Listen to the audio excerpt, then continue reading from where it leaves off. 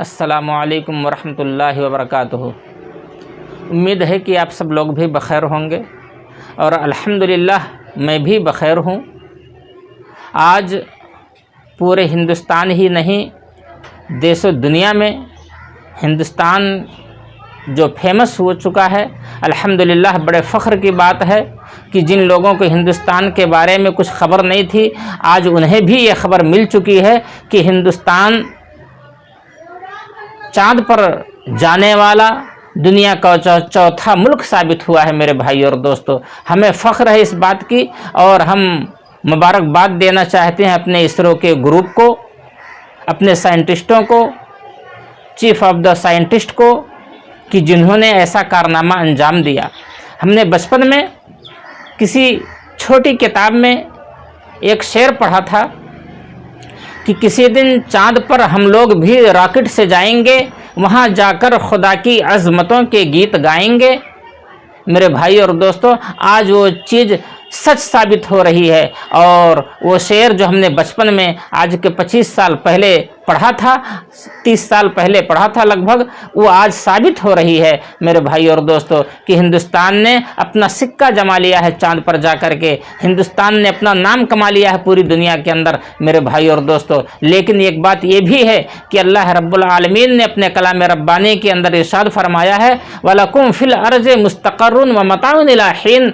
हमने इंसानों के लिए इस धरती को पैदा किया है, इस ज़मीन को पैदा किया है। इंसान इसी ज़मीन के ऊपर जो है गल्ला उगाएगा, इस ज़मीन के ऊपर खेती करेगा, इस ज़मीन के ऊपर फल फूल का दरख्त लगाएगा और फिर उनसे मज़े लेगा, उन्हें खाएगा पिएगा। इसी ज़मीन के ऊपर अल्लाह रब्बुल आलमीन ने दरिया को बहा रखा है, नदियाँ बह रही हैं, समंदर हैं। ये सारी की सारी चीज़ें हमें अल्लाह रब्बुल आलमीन ने इस धरती के ऊपर दे रखा है। हमें चाँद पर घर बसाने की ज़रूरत नहीं। क्योंकि किसी इस्लामिक स्कॉलर ने बात कहा था, बड़ी पुरानी खबर है, कि अगर चाँद पर एक इंसान जाता है तो उसके खाने का जो खुराक होगा, 1 पाउंड खाना अगर जो है लेकर के जाता है चाँद के ऊपर, तो गालिबन उसका 50,000 रुपये कॉस्ट पड़ेगा, खर्च पड़ेगा। और अगर इंसान चाँद के ऊपर जा रहा है तो उसकी जो लिबास होगी, उसका जो अपना ड्रेस होगा, जो उन टेम्परेचर को बर्दाश्त कर सके चाँद की, जिसका कह लीजिए कि चाँद की अपनी जो कोई रोशनी नहीं है, चाँद खुद अपनी कोई रोशनी पैदा नहीं करता, उसकी बजाते खुद कोई रोशनी नहीं है, वो भी सूरज से अपनी रोशनी लेता है। सूरज की रोशनी जब चाँद के ऊपर पड़ती है फिर उसका फ्लैक्स धरती के ऊपर आता है मेरे भाई और दोस्तों। इसीलिए अल्लाह रब्बुल आलमीन ने अपने कलाम रब्बानी के अंदर इरशाद फरमाया, वहुवल्लज़ी खलक़ल लैला वन्नहार वश्शम्स वल क़मरा कुल्लुन फ़ी फ़लकिन यसबहून। वही वो ज़ात है, वही वो अल्लाह है जिसने ज़मीन को भी पैदा किया, आसमान को भी पैदा किया और चाँद को और सूरज को भी पैदा किया है। और अल्लाह रब्बुल आलमीन ने रात को भी पैदा किया, दिन को भी पैदा किया। ये जो चाँद, ये भी इस धरती का जो चक्कर लगा रहा है, अल्लाह रब्बुल आलमीन की मर्ज़ी से चक्कर लगा रहा है। ये जो सूरज इस धरती का चक्कर लगा रहा है, ये अल्लाह रब्बुल आलमीन की मर्ज़ी से लगा रहा है। और मेरे भाई और दोस्तों, ये भी साइंटिस्टों की ज़बानी आप सुने होंगे और दुनिया की बहुत सारी जो है सोशल मीडिया आजकल कायम हो चुकी है। सोशल मीडिया पर भी ये बात आपको मालूम हुई होगी कि जब ज़मीन के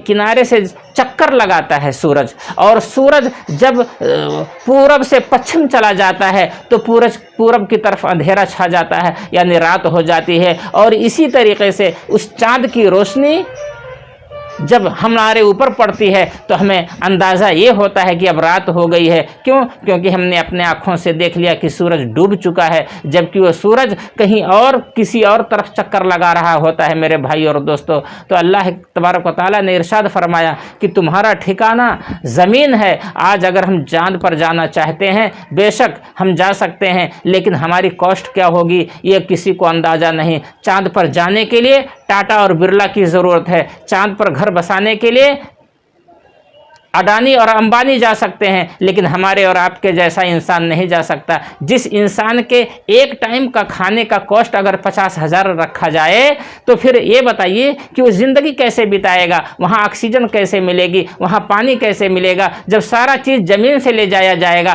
تو وہاں پر گھر بنانے کی کیا ضرورت ہے؟ یہ تو اور بات ہے کہ وہاں پکنک اسپاٹ بنایا جائے۔ پکنک اسپاٹ کی طرح سے لوگ اگر جانا چاہیں گے تو بڑے بڑے لوگ بڑے بڑے روسا جا سکتے ہیں، لیکن اللہ رب العالمین نے ہمیں کہا ہے کہ تمہارے لیے جو ٹھکانہ ہے ہم نے اس زمین کو بنا رکھا ہے۔ اس زمین کی جو آکسیجن تمہیں مل رہی ہے فری میں مل رہی ہے، تمہیں کوئی کاسٹ نہیں دینا پڑے گا۔ کھانا جو مل رہا ہے بڑے آسانی کے ساتھ مل رہا ہے، زندگی جو مل رہی ہے بڑی آسان زندگی ہے۔ یہ قدرتی ہوائیں ہمیں میسر ہو رہی ہیں، ہمارے لیے کوئی ہوا کی ضرورت نہیں۔ لیکن میرے بھائی اور دوستو یقین جانیے کہ چاند کی اپنی گرمی جو ہے 40,000 سینٹی گریڈ ہے۔ اب بتائیے کہ اس گرمی کے اندر، اس حرارت کے اندر، اس ٹیمپریچر کے اندر ہماری زندگی کیسے بیتے گی؟ ہم کیا کھائیں گے، کیا پہنیں گے، کیسے سوئیں گے؟ یہ ہر انسان اندازہ لگا سکتا ہے۔ میرے بھائی اور دوستو ہمیں مبارکباد ہے، ہم مبارکباد دینا چاہتے ہیں اپنے اسرو کے گروپ کو، لیکن میرے بھائی اور دوستو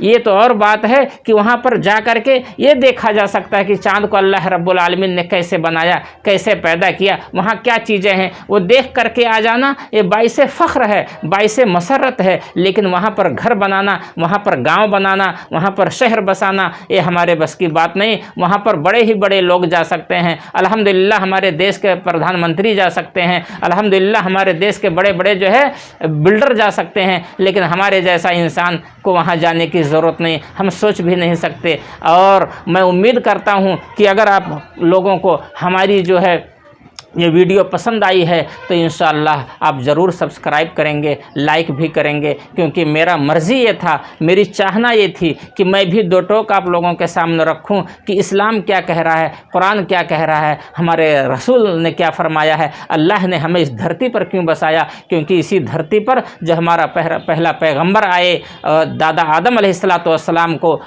جو ہے سری لنکا میں اتارا گیا، اور یہ زمین آج دیکھیے کہ ایک ماں باپ کی اولاد سے آج پوری دنیا بھری پڑی ہے۔ اس میں ہمارا بھائی کالا بھی ہے، گورا بھی ہے، انگریز بھی ہمارا بھائی ہے، کالا بھی ساؤتھ افریقہ کا بھی انسان ہمارا بھائی ہے، گرچہ کی دنیا کے جتنے انسان ہیں سب آپس میں ایک دوسرے کے بھائی ہیں۔ اللہ رب العالمین نے ہمیں بہت بڑا درجہ دیا ہے، اور ہمیں ان ساری چیزوں میں، ان جانوروں میں، ان درختوں میں اور ان ساری چیزوں کے اندر جو پیدا کیا جو ہے انسان کو، تو انسان سب کے اوپر حکومت کر سکتا ہے، انسان کے اوپر کوئی حکومت نہیں کر سکتا۔